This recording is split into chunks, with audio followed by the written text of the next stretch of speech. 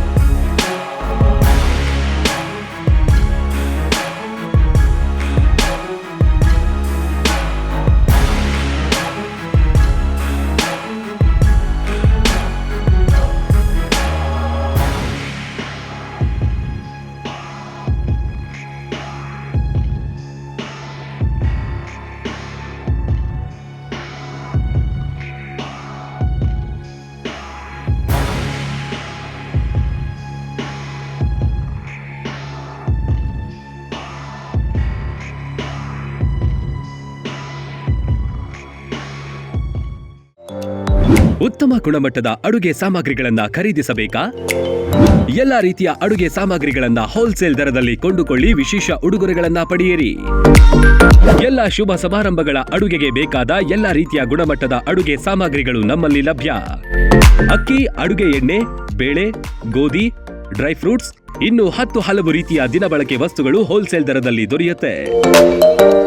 1,000 ರೂಪಾಯಿ ವಸ್ತುಗಳನ್ನ ಖರೀದಿಸಿದ್ರೆ home delivery ಉಚಿತ. ಮತ್ಯಾಕೆ ತಡ, ಇಂದೇ ಭೇಟಿ ನೀಡಿ. ತೇಜಸ್ವಿನಿ ಟ್ರೇಡರ್ಸ್, ಗುಣಮಟ್ಟದ ದಿನಸಿ ಪದಾರ್ಥಗಳ ಮಳಿಗೆ. ಸ್ಥಳ ವಾಸವಿ ಟೆಂಪಲ್ ಹತ್ತಿರ, ಸಂತೆಬೀದಿ ರಸ್ತೆ, ದಾಬಸ್ಪೇಟೆ. ಹೆಚ್ಚಿನ ಮಾಹಿತಿಗಾಗಿ ಸಂಪರ್ಕಿಸಿ 9901468568 ಮತ್ತು 8904054710.